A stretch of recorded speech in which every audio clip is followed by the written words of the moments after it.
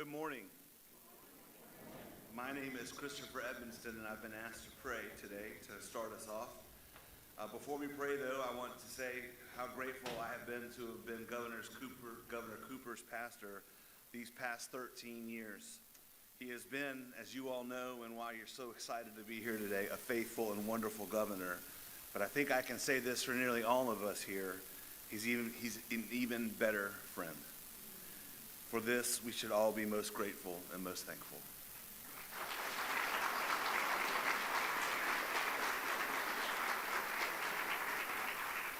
So please join hearts and minds in a word of prayer. Holy One, today we give you thanks for this beautiful place, North Carolina, its beautiful landscapes and its even more beautiful people. This land of the longleaf pine, from Greensboro to Goldsboro, from Tarboro to Black Mountain, from Wrightsville Beach to Banner Elk. It is rich and abundant and diverse. May we never take this fine place where we live for granted. At this moment, Holy One, we especially pray for those North Carolinians in our western counties who are still working hard to rebuild all that was lost or to create a new future in the wake of Helene.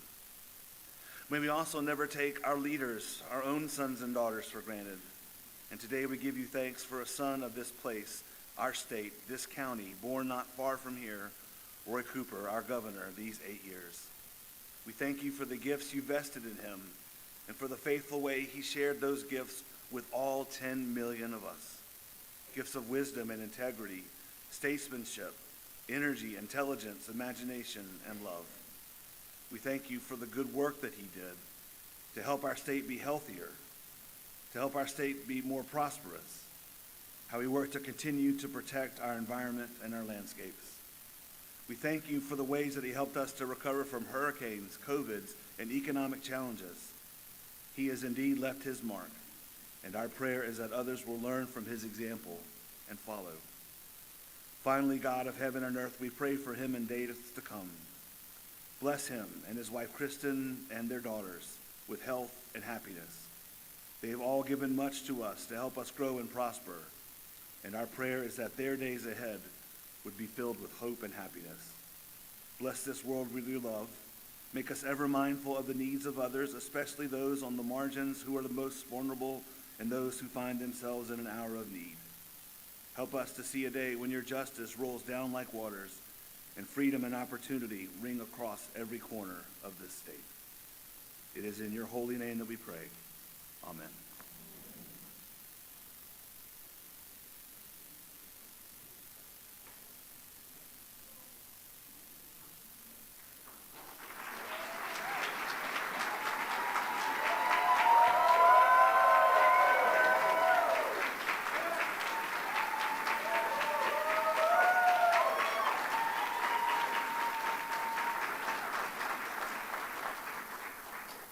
Good morning.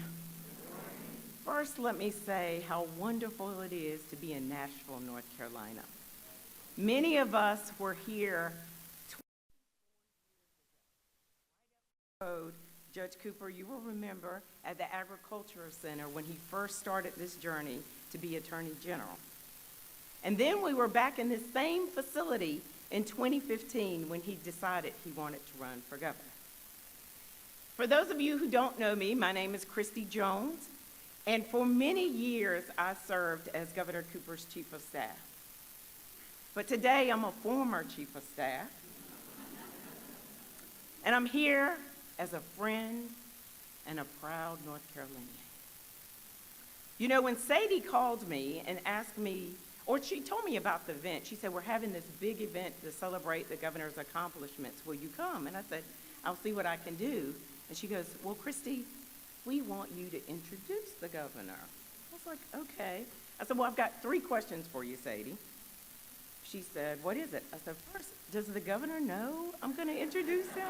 And she says, yeah, why do you ask? The governor and I have a pact that if one of us should die first, the other would speak at the funeral. And I knew he would say, it's not that kind of farewell speech. We're not there yet. I've got stuff to do. And then, of course, I said, well, what time, Sadie? Because I can never say no to Team Cooper. And then she said, well, Christy, what's the third question? I said, Sadie, the third question is, can I say whatever I want to say? And Sadie said, sure. And then she kind of looked kind of puzzled, like, haven't you always been able to say what you wanted to say? You've worked for him for 25 years. You've introduced him a lot. And let me just say, when we were in the back room, the governor said, they told you could say whatever you wanted to say? And I said, yes. They said I could say whatever I wanted to say. Because for the past 25 years, every time I went to introduce him, the humble Roy Cooper would say, right before I get on stage, Christy, it's not about me. It's about North Carolina. It's about our team.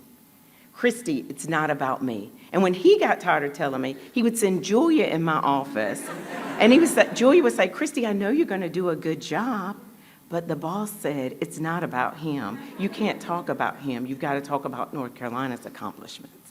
And even when I gave the Martin Luther King speech earlier this year, as he was hugging me after he introduced me, in my ear he said, Christy, you can't talk about me. It's about Martin Luther King.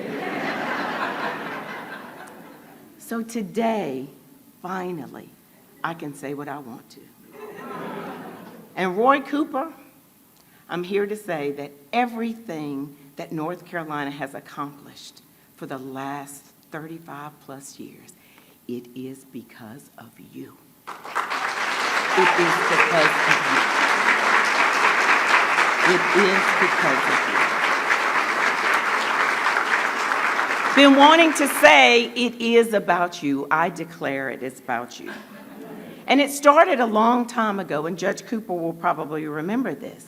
Even when you were a young student at UNC, you realized that if North Carolina was going to be great, even our smartest, our Morehead scholars, had to become public servants.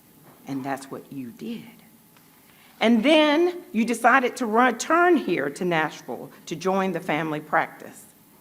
And you could have, like many of your other friends, just decided to practice law and make a lot of money. But not you, Roy Cooper. You decided to step up and become a public servant and run for State House. Now, we all know you wanted a job with air conditioning, but there were a lot of buildings with air conditions beside the one on Jones Street.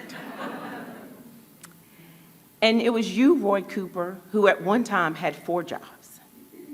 You were an attorney, you were the managing partner at your law firm, you were a state senator, and the majority leader. And it was you, Roy Cooper, in the midst of all that, could still be what the girls called the best dad ever. And a wonderful husband, I might add, she would say. And then it was you, Roy Cooper, who said, you know what? I've learned a lot of lessons, and I've applied and done great things in Eastern North Carolina. I want to take this and apply it all over North Carolina. And you decided to run for Attorney General. It was you, Roy Cooper, who became Attorney General. And you decided that you wanted to fight for consumers, so much so that you were willing to take on the big banking industry. And it was you, Roy Cooper, who said, I'm going to protect North Carolina's environment, even if it meant fighting pollutants from other states. And it was you, and I'm most proud, that would always do the right thing, even when it was hard. And I know Julia, Stephen, and I, and those who worked in the DOJ, know how much you love to be an Attorney General. But it was you, Roy Cooper, who was willing to sacrifice and step up when you saw your state was heading in the wrong direction. You, Roy Cooper, said, I will challenge an incumbent, which no one had ever beat an incumbent in North Carolina. It was you, Roy Cooper, that did that, because you wanted North Carolina to be in a better place. And it was you who became the 75th governor of North Carolina. And I think you prayed about it, and you had a vision for North Carolina. I'm personally grateful that you wanted to make sure that North Carolina had a state government that looked like the people it served and had the most diverse cabinet and set the bar for future cabinets. Now, I can look at him, y'all can't see his face, but he is squirming up here. He is saying, who told Christy she could have all this time? I told you, Governor. They said I could do whatever I want. And I know you all think this is just my opinion. And if you've ever worked with the governor, you know he likes facts, stats, and data. So let me give you a few of the numbers. I believe that the more than 600,000 people who now have quality health care insurance say it was you, Roy Cooper. It was you, Roy Cooper.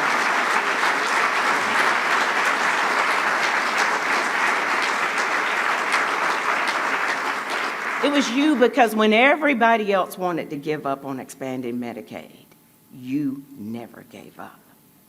And I'm sure the 2 million people who now have $4 billion less of medical debt say, thank God for Roy Cooper. It was you, Roy Cooper, because you had a vision where people in North Carolina would be healthier.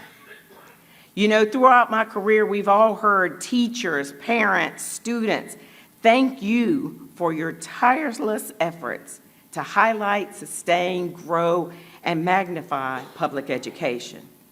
Because you, Roy Cooper, wanted a North Carolina where people were more educated. 640,000 new jobs were created during your leadership. North Carolina was named 2 times the best state in the country to do business because you wanted a North Carolina where people would have more money in their pockets. You, Roy Cooper, led North Carolina through a global pandemic with compassion, empathy, and the strategy to save lives and our economy because of you.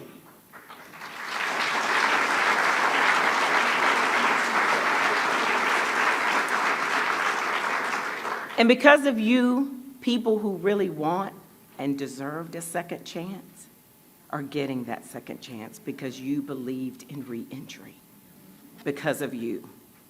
Now, today we will celebrate all of his wonderful accomplishments, and I'm so proud of those accomplishments. But for me, it's about who you are that I'm most proud of.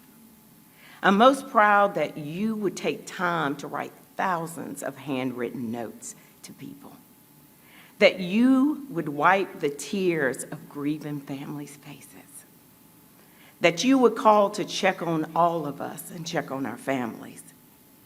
It was you who inspired me and everyone in this room to be the best person we could be and to be public servants. It is you, Roy Cooper, who values everyone, because you wanted a North Carolina where people could live lives of abundance and purpose. We thank God for you, Roy Cooper. Ladies and gentlemen, join with me as we welcome North Carolina's greatest governor, Roy Cooper.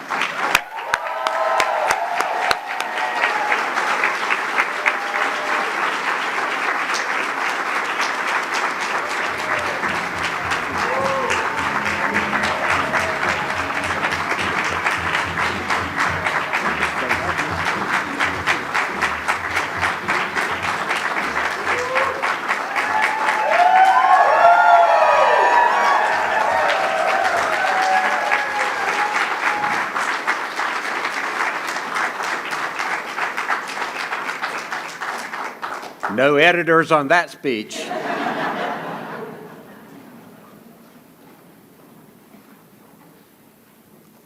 Good morning, everybody. I see so many friends out there. Thank you. Christopher, thank you for your friendship, and Colleen and kids for coming today. My pastor since she came from Tarboro to White Memorial in Raleigh. Christy Jones, thank you for that introduction. Let me just tell you this. I have had the best staff in the state's history over the years. And Christy, I'm grateful for people like you and Julia White and Noel Talley and Susan Moore, people who have been with me at least 24 years or longer, and dozens more of you here today who have been with me through the entire time as governor and longer. Will all people who have served in the governor's office or one of my campaigns or cabinet agencies, please stand up today.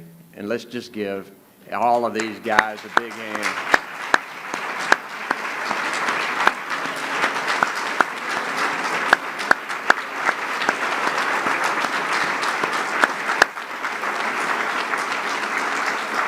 Thank you. Thank you. You guys have helped make it all possible. You know, in answer to a question from a reporter last week about what I'd miss most as governor, I said, ingress and egress to sporting events.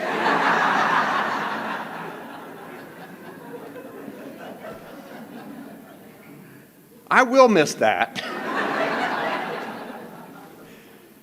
But the thing I will miss the most is the extraordinary public servants that I have worked with year in and year out.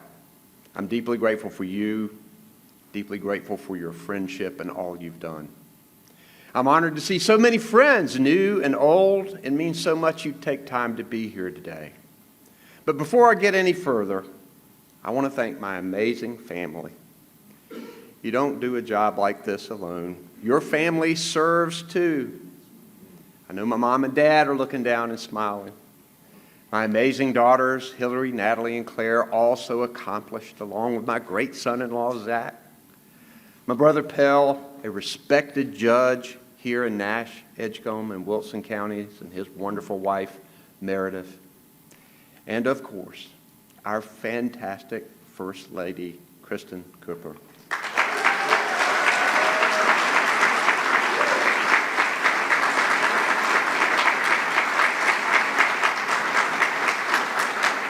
Kristen has helped me in countless ways, in addition to visiting all 100 counties,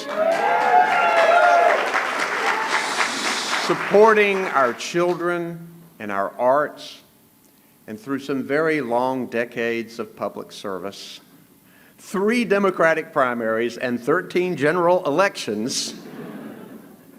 She's got her head in her hands. My family has been with me, steadfast, but never sparing the truth when I needed to hear it.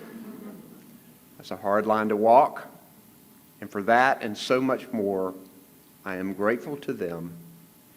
And in particular, Kristen, you have been a cradle of support and stability, offering me a deep well of love and humor and real talk in moments I needed it most. I'm grateful for your love, support, and friendship. And I want you to stand for everybody, please.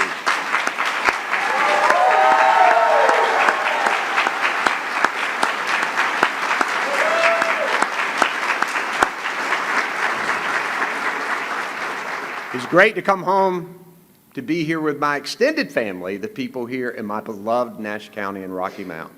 This is where Pell and I were born and raised. It's where we worked summers on the farm, and yes, Christy learned that we wanted a job with air conditioning.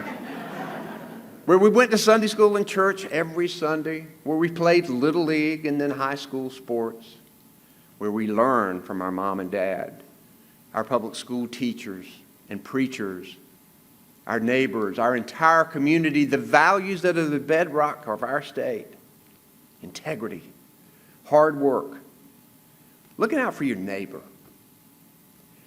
In 1957, 3 weeks before I was born, the North Carolina General Assembly did something that makes us unique among other states. They adopted a state toast that many of you know. If you grew up here, you likely learned the words as a child. If you moved here, you've certainly heard it recited and been curious about it. What you may not know is that the toast was actually written as a poem at the turn of the 19th century, some 50 years before it was adopted by the legislature. It is a beautiful toast that brings to life the natural splendor found across our state: flowers, longleaf pines, sunshine. And while most of the toast describes our state's enduring beauty, there's a line that describes our state's enduring spirit. The end of the first verse says, North Carolina is where the weak grow strong and the strong grow great. It never ceases to amaze me that this line of poetry written about our state 100 years ago could just as easily have been written yesterday to evoke the soul of North Carolina. It's a line that reminds us that wherever we are in life, we can and we will get better. We are never done with the work. That our people are North Carolina's engine. That the choices we make today will impact not just our lives, but the generations to come. When I became governor in 2017, I established a CEO mission statement that everybody knows. I wanted to build a North Carolina where people are better educated and healthier, with more money in their pockets and the opportunity to live a life of purpose and abundance. That more money in the pockets really gets a cheer in the 5th grade, I'll tell you that. I knew these goals mattered to our quality of life now and for decades into the future, bringing strength and greatness for our people. Today, in 2024, the progress we've made together on every part of that mission has been remarkable.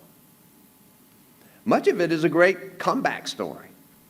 I was sworn in at 12:01 a.m. on January the 1st, 2017. Many of you all were there. And while I physically took the oath in the state capitol, I also stood amid the rubble of House Bill 2. Major companies were pulling jobs out of our state. Musicians and entertainers were canceling shows. Sporting events were being moved. The film industry pretty much picked up and left town. The list goes on and on. North Carolina's reputation was in tatters. But there was one intangible impact that weighed heavy on me that New Year's Eve and the days to come. It was that so many people told me, this isn't who we are. This isn't what our state is about. We could measure the impact of HB2 and lost jobs and lost revenue and lost plans, but so many North Carolinians, they had lost their belief in our state. I knew we had to turn that around fast, and I knew we could, because in North Carolina, our success is our people. We rise time and again because of the resiliency of every community. But even as we got the legislature to erase HB2 from the books, these past 8 years certainly tested us in other ways. With historic challenges, as Christy mentioned, from devastating storms, and we pray for our friends in Western North Carolina and continue to work, to the shock of a global pandemic, our comeback story was never a given. But we did come back. Today, we have added more than 640,000 good-paying jobs since 2017. We're the 3rd fastest growing state in the country, the best state for business, and the epicenter for the clean energy economy. We have covered more than 600,000 people with health insurance through Medicaid expansion. And we have restored our reputation as a welcoming place where people can thrive, innovate, and grow.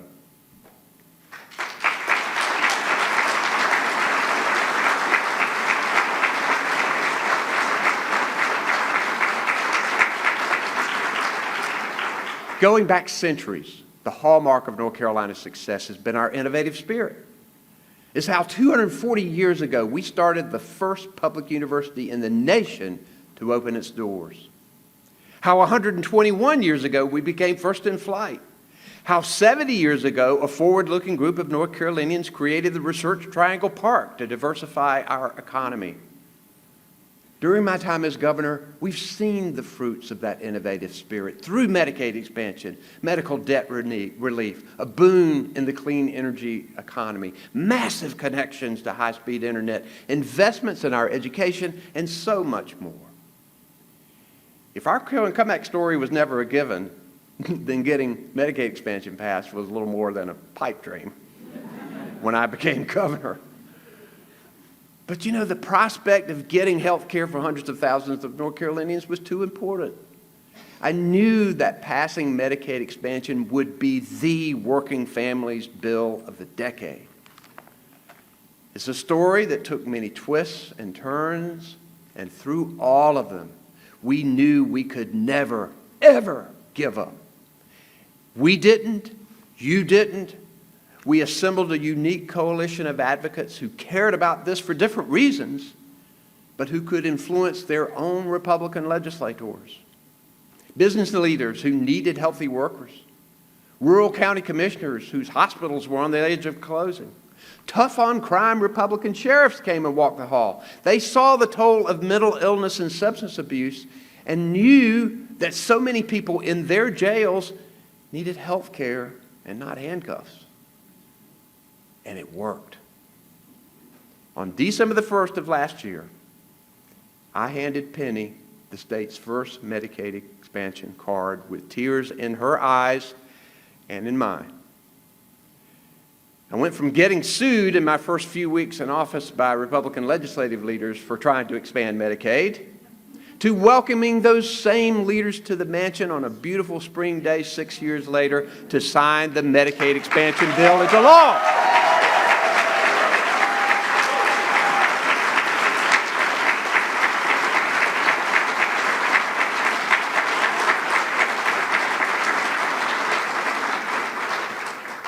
Talk about climbing a tall mountain. We did it together. But the bill, Christy, wasn't about me or them. Medicaid expansion was always about the hard-working North Carolinians who desperately needed and deserved access to health care. The working people that I met all over this state. The child care teacher in Garner, the custodian in High Point, the home health worker in Charlotte. We expanded Medicaid for them and their families. And today, just over 1 year after the program went live, and half the time that we thought it would take, we have enrolled more than 600,000 North Carolinians in quality health care already.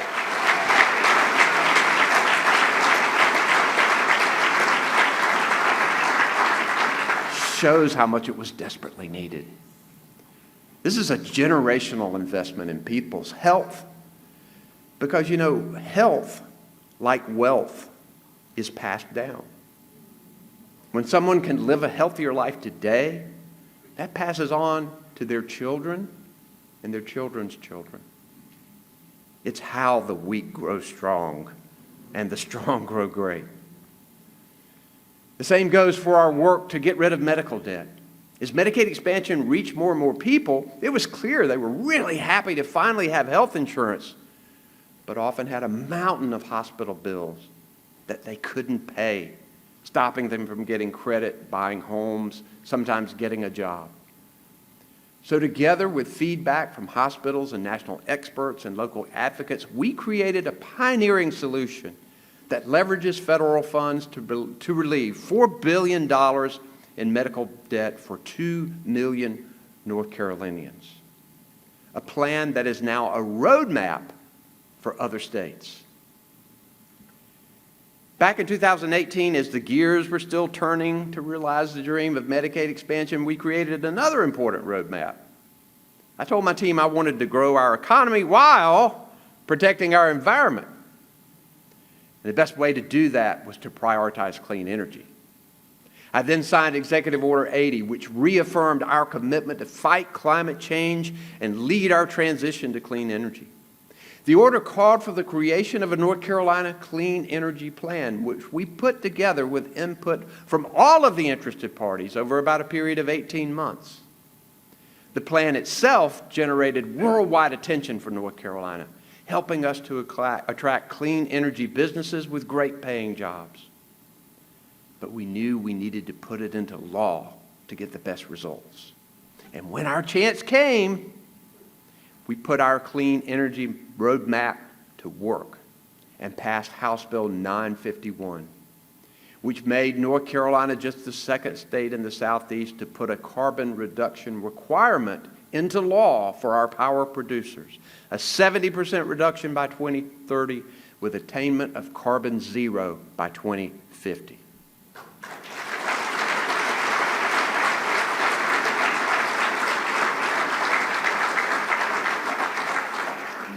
Nobody expected we could pass a bipartisan law like this.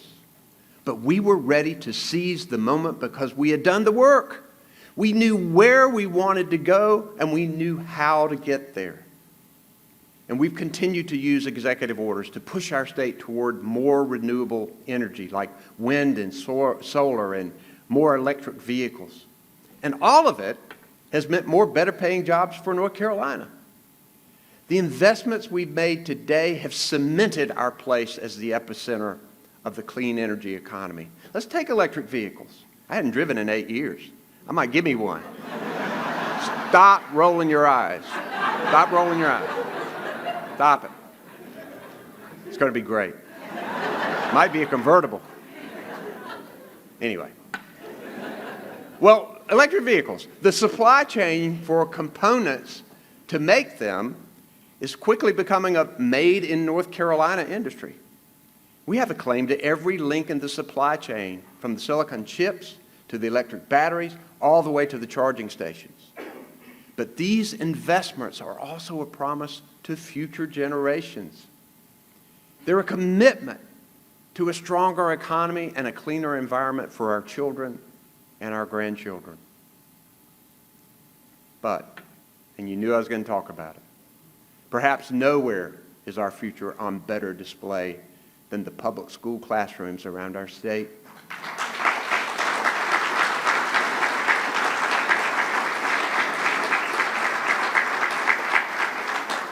From our earliest learners to our community colleges and universities.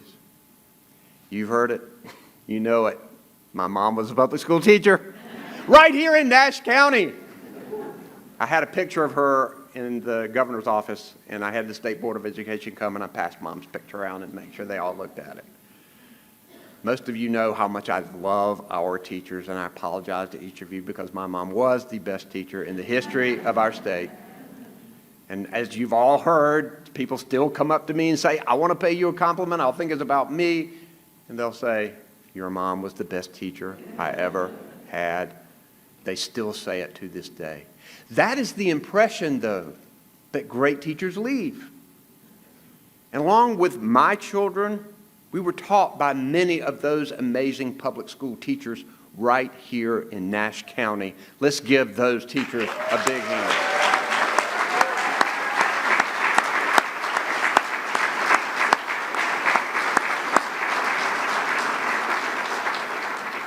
At the start of my time as governor, we succeeded in pushing the General Assembly further than they otherwise would have gone on education investments, expanding North Carolina pre-K, reinstating the Teacher Fellows Program, and we've gotten public school teachers a total of 19% in raises over the years. Obviously, not nearly enough, but important to get. And after hearing from people in higher education that small emergency expenses like car repairs or medical bills were causing some students to drop out just before graduation, we created Finish Line grants with federal funds. It worked so well to help keep students in school that the legislature began to put it in the budget.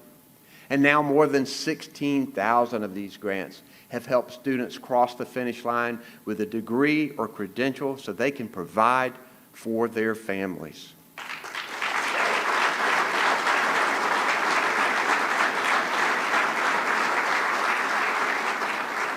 Many of them have been right here at Nash Community College.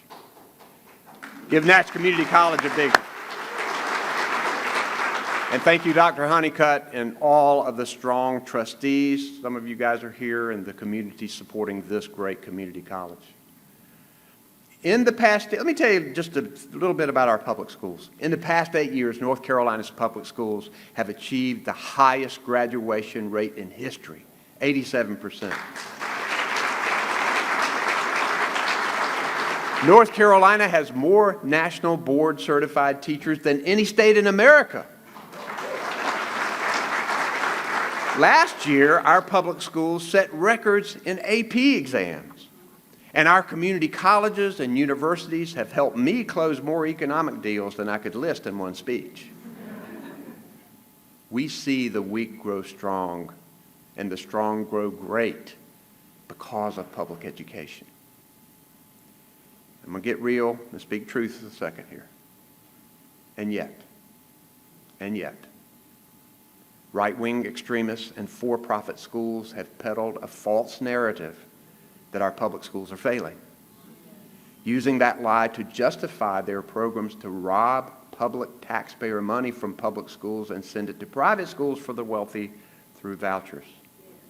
So, in my last year as governor, I designated 2024 as the year of public schools in North Carolina, because I wanted North Carolina to know, in all caps and boldface, that quality public education is the key to our state's success.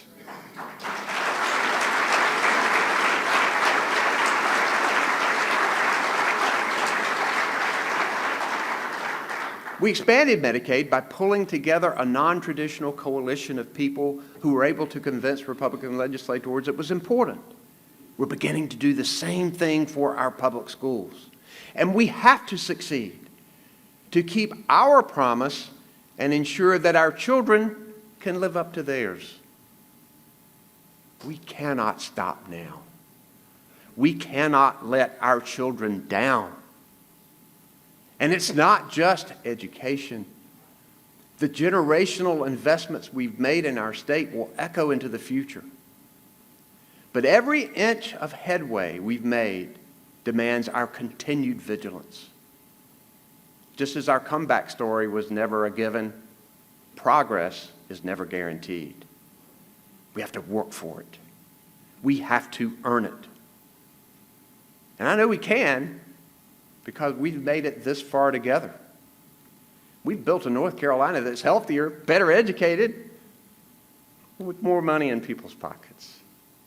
And we stand ready to welcome prosperity with open arms for generations to come, strong and great. But we're not done.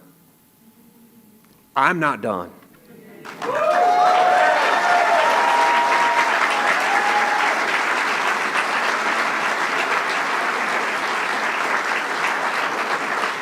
And you aren't either. You aren't either. As we work to protect our progress, we must also build on our success. And through more challenges we will face, and I know that challenges will come, I know that we can find a path to success carved on finding common ground. Although we must adhere to our values and stand up for what we believe, we cannot allow the divisive tenor of today's politics to rule the day. Not when we have so much promise to fulfill. I know I leave this office in the good hands of Governor-elect Josh Stein.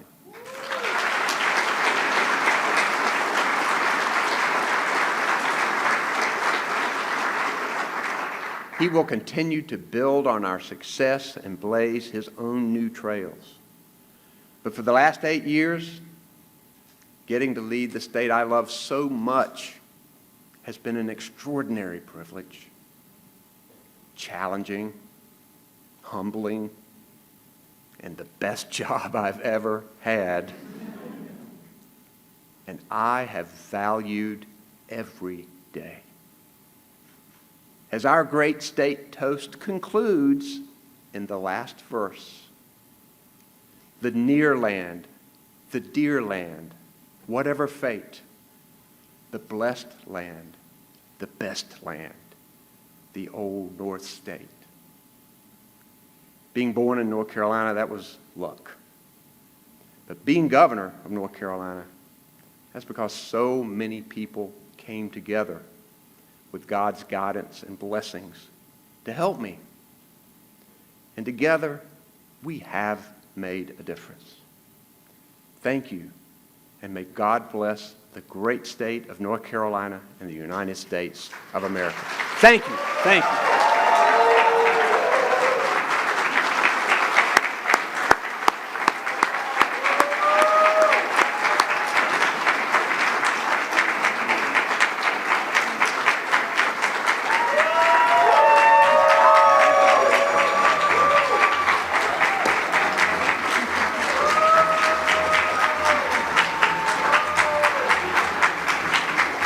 I look forward to seeing everybody. Thanks very much.